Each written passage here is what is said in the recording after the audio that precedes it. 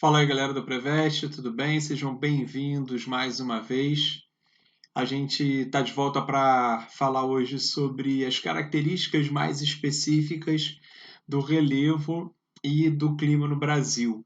Eu lembro que a gente já falou sobre geologia geral, a gente já viu os principais conceitos, já trabalhou as principais teorias e as principais características. A gente também já viu a parte de climatologia geral, da mesma maneira a gente viu conceitos, enfim, viu como é que a geografia trabalha essa parte de climatologia geral aqui para o nível do pré-vestibular. E hoje a gente vai falar mais especificamente de como a geologia e a climatologia se impõem no Brasil. Tá? Como é que a gente trata a questão geológica e a questão climatológica aqui no Brasil e qual é o resultado disso, no final das contas. Tudo bem? Lembrando que esse é um assunto que aparece um pouco mais no Enem. O exame de qualificação ele não tende a cobrar assuntos ligados à geografia física. Há uma tendência nos últimos anos do exame de qualificação cobrar um conteúdo mais ligado à relação entre sociedade e natureza, tá certo?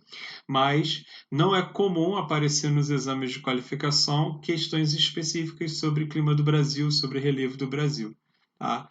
É mais comum aparecer no Enem, tá certo? De qualquer maneira, é importante a gente trabalhar para a gente poder se resguardar caso venha a aparecer. E aí, não só no Enem, na UERJ, nem qualquer outra prova que vocês venham fazer, a gente já está ligado, tá certo? Então, vamos começar sem mais delongas.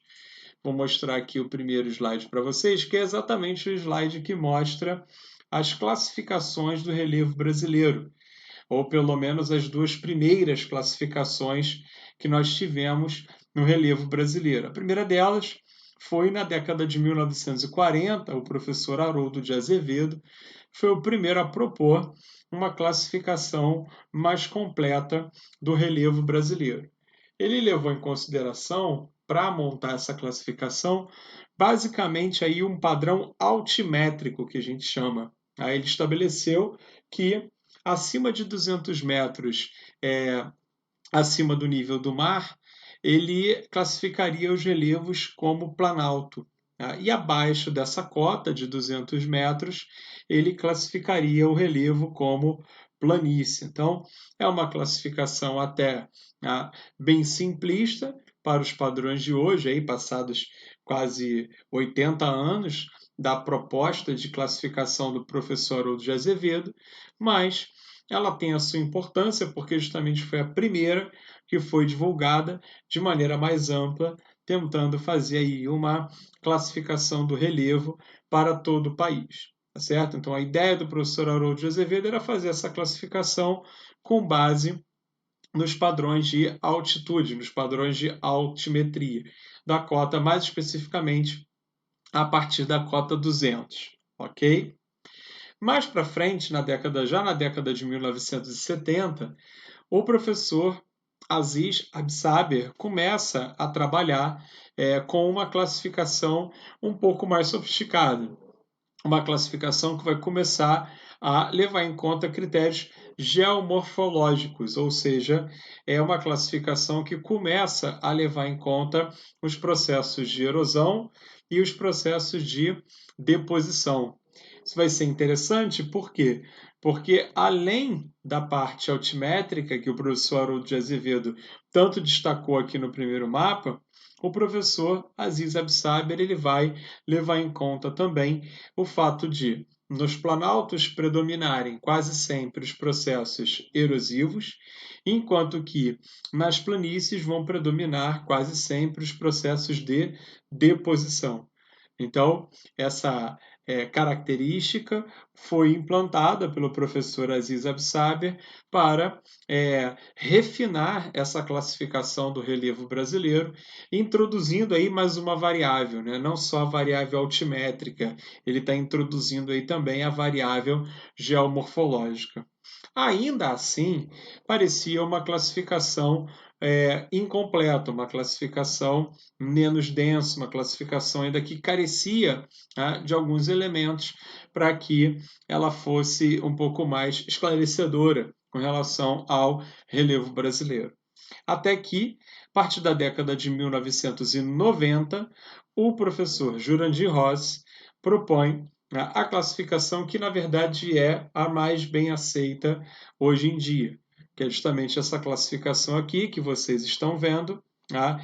E que leva em conta critérios geológicos, ou seja, da formação do relevo, leva em conta critérios geomorfológicos, ligados à erosão e à deposição, leva em conta a ação dos agentes externos, ou seja, as características climáticas que acabam interferindo na modelação do relevo. Tá? E isso faz com que a classificação seja um pouco mais sofisticada, um pouco mais completa, um pouco mais detalhada, como vocês podem ver aqui. Incluindo, entre outras coisas, algo que a gente não encontra nos mapas do professor Harold de Azevedo e do professor Aziz Absaber, que são as depressões, que seria uma espécie de relevo, estrutura de relevo, né, intermediária entre o planalto e a planície. Exatamente a depressão fazendo essa passagem, essa transição entre áreas onde predominam os processos erosivos e áreas onde predominam os processos de deposição. Sendo assim, a classificação do relevo, como vocês podem ver aqui, ganha novos elementos e fica bem mais sofisticada, tá certo? Uma coisa importante que eu acho que a gente precisa deixar claro quando vai falar de relevo brasileiro é o seguinte: nós temos boa parte do nosso relevo formado por escudos cristalinos, que é uma formação muito antiga, lá do pré-cambriano, lá da época da separação dos continentes entre a África e a América. E isso faz com que boa parte do território brasileiro tenha solos relativamente pobres, porque já foram muito expostos aos agentes externos, ou seja, já sofreram muito com os agentes externos, a chuva, o vento, e isso fez com que a maior parte dos nutrientes originais do solo já fossem embora, né? Ou seja, fossem levados aí por esse processo de lavagem, principalmente, que a gente vai chamar de lixiviação. É, porém, ao mesmo tempo, a gente tem solos, não solos, né, mas formações de relevo muito ricas em minério. Né? Então, são várias as jazidas de minério que a gente encontra no Brasil.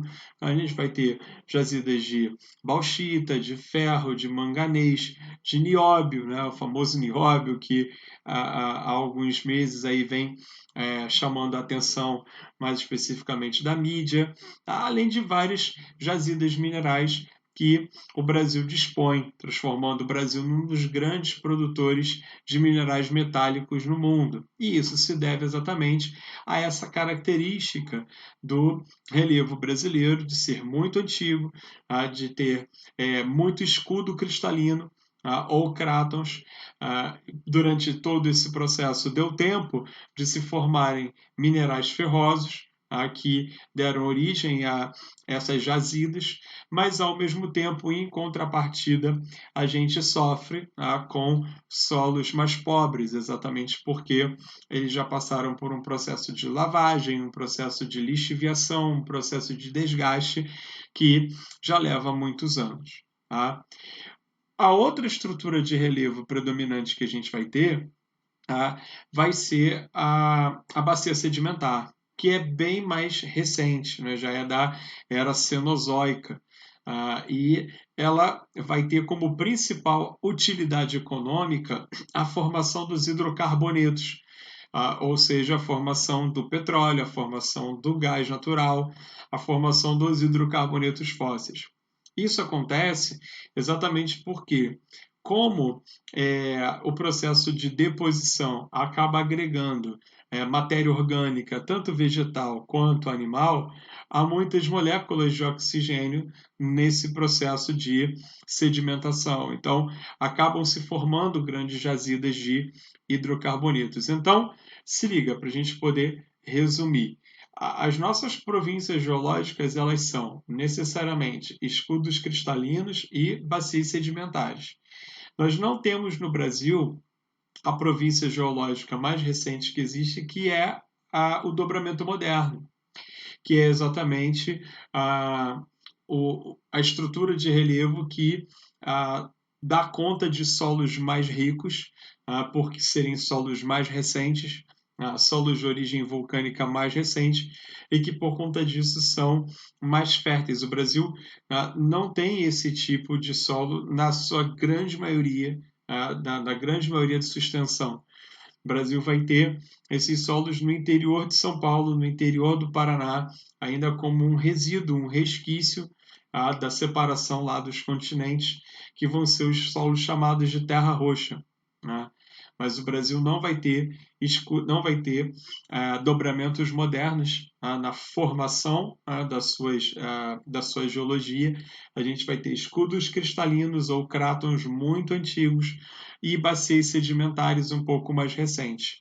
Um dá conta da formação do minério de ferro e metais que vão ser explorados, e o outro dá conta dos hidrocarbonetos fósseis.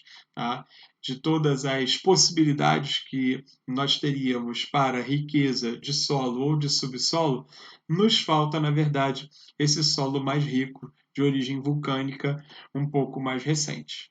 Tudo bem? Vamos dar uma paradinha aqui, a primeira paradinha, antes do próximo vídeo.